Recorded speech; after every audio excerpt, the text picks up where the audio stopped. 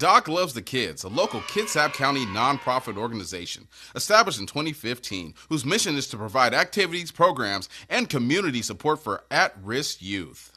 They put the U in community. Doc Loves the Kids.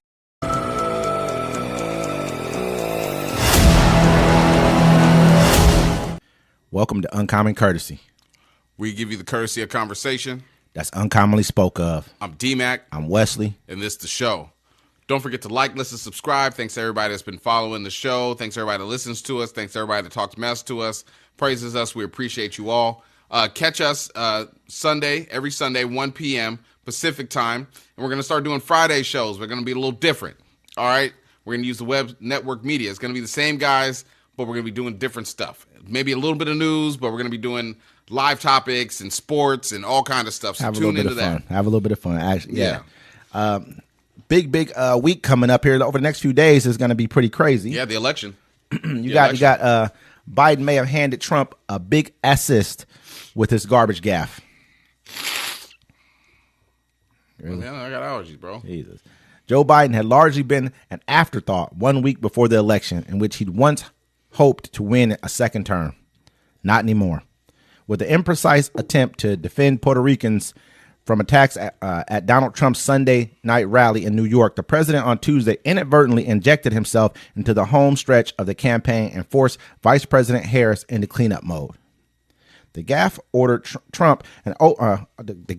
Trump an opening to turn headlines away from his own antics that add up to the most extreme closing argument of any modern presidential campaign. Biden mentioned Puerto Rico slandered as a floating island of garbage by comedian Trump's Madison Square Garden event, but his clumsy defense of the self-governing American territory and the vital swing voters in its diaspora on the U.S. mainland sparked a new political firestorm and distracted from Harris's big closing argument speech against a White House backdrop on Tuesday night. Basically, he came out and he said that Puerto Ricans ain't garbage. He said Trump's supporters are garbage. I mean, hey, look, they're 30%. His base is about 30% of voters. It's like strong base or whatever. And I mean, whatever, he said it. You know what I'm saying? Donald Trump says way worse stuff all the time. All the time. All the time. They made a whole little clip thing of him saying it, and then he was trying to say, "Oh, the enemy over there is just specific people." No, he's talking crazy about everybody. I've gotten to a point where it's like this with me, honestly. I've always tried to be civil during any kind of political discourse. I try to always been like that. I'm at a point right now where I'm tired of being civil to people who are not civil. Exactly. That's what I'm saying. I'm done with that these shit. People aren't civil. They're looking at us as the enemy. Yo, he right. Yo, whatever.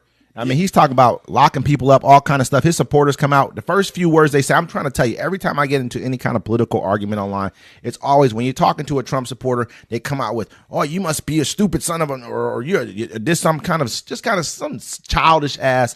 That's internet talk, though. But it doesn't matter. I mean, I've never done it. They're not going to talk to me like that. Yeah, bro, I'm going to talk crazy to you all the way from the safety of my couch. But what I'm saying is, you're consistently dealing with these people, and this is how they talk about everything. So it gets to a point to where, you know what? I'm done being civil. I'm done being civil in the way that I talk about knowing that they don't want us to teach about slavery in schools, knowing that they're trying to turn our historical books into fictional books and say this is fiction now, knowing that they're trying to basically take our rights away, and knowing that they're going to pull black people over in vehicles and tell them that they think they are illegal just so they can run through their cars or run through their homes when they go run up in their homes now. I know this is all going to happen. And then shoot them if they get out of line, and they're going to have total immunity. Absolutely. There's no place for, especially us as black folks, bro. There's we can't be civil about this. I don't know how you saying you going to vote for a side. How you going to vote against your best interest? I mean, Democrats ain't going to do really nothing for you, but the other side going to do a lot to you.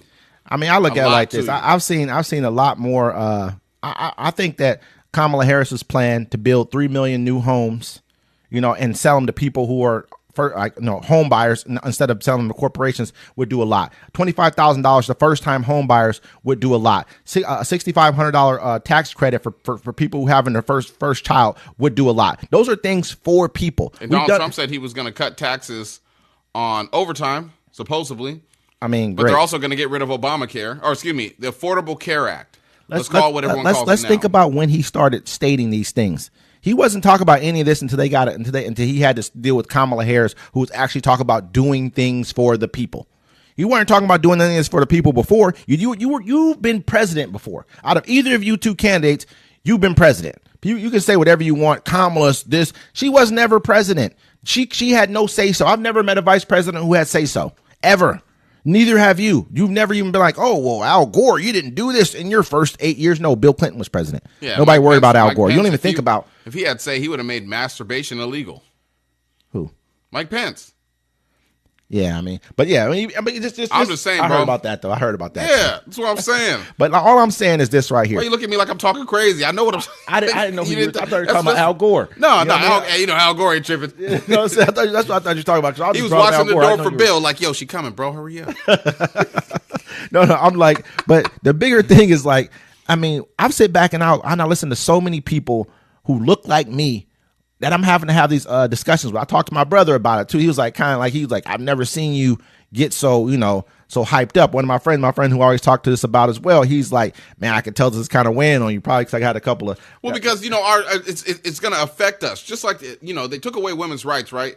Now, if democracy dies, it's going to affect foundational black Americans. They're going to stop teaching our history. We're going to be able to be harassed more, killed more in the streets, beat up, have our houses run through, all on the gust of white fear.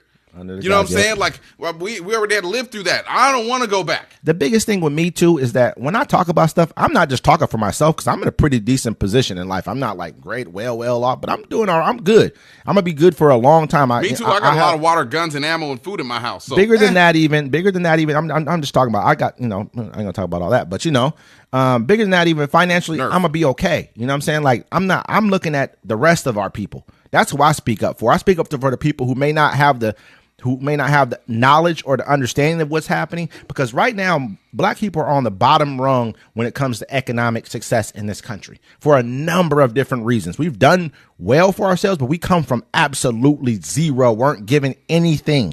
Everyone else ahead of us have been given something. Believe that. Or have a home base very near this country or came here later on down the line off of our backs. So therefore, I have to look at things like them removing the Department of Education, how that's going to affect our communities. I have to look at things like that. I got children. I have people I have to worry about in life. So that's the people who I speak up for, the ones who may not understand or the ones who can't speak up for themselves. That's why I worry about, child care. That's why I worry about people being able to have some type of a leg up when it comes to any kind of social assistance and things of that nature. That's why I worry about those things. And the people who I feel like worry about those things are Democrats. You know what I mean? But Biden, man, this guy right here, I like Joe Biden for as far as his policies, but he's always been a gaffe king. If you go back and you look at when Joe Biden was running for president in 2020, I was going to vote for Bernie Sanders, even though I don't even really 100% agree with Bernie Sanders. But I liked him better because I'm like, Joe Biden, he lets a lot of dumb stuff fly out his mouth, but he's a very, very, very good statesman.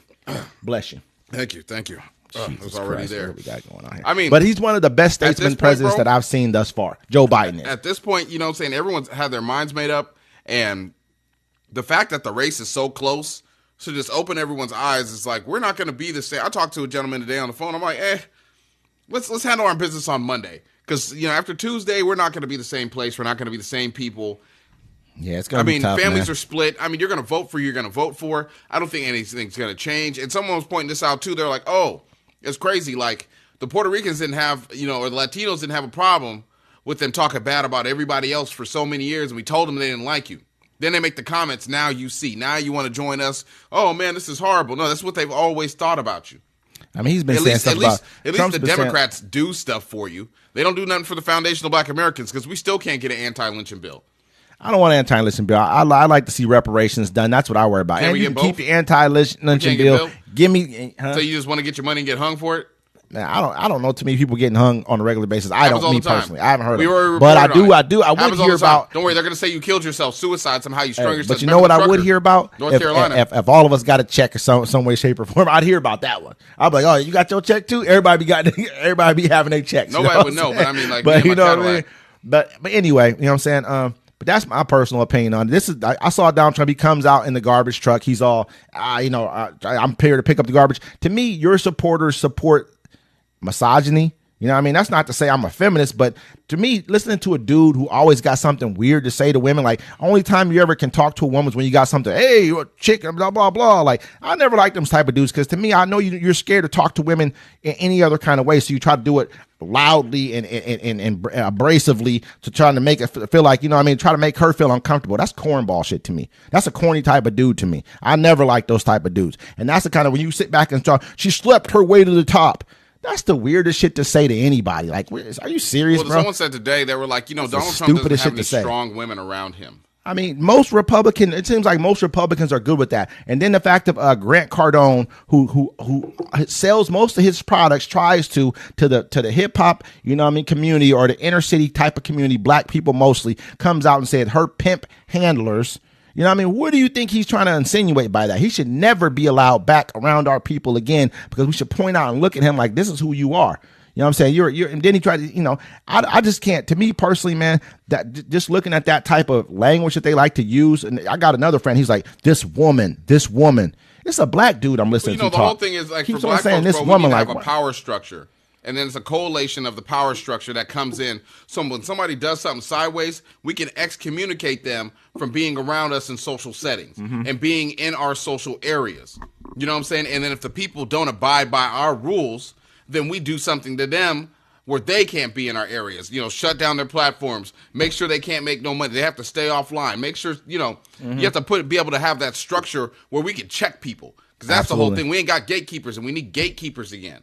It'd be nice to have somebody create not even saying it has to be a black necessarily like X type of, but a platform that we control. Because then bring all of them, bring all. I mean, it doesn't have to just be for us. I want it to be for everybody because you want all the money from around the world. No, everybody be with us, but I mean, like if it's owned by black folks, if it started out as like you could go out and get all the people of color, all the entertainers, the actors, the athletes, all the influencers, and put them on this site first. Just get them going on the site.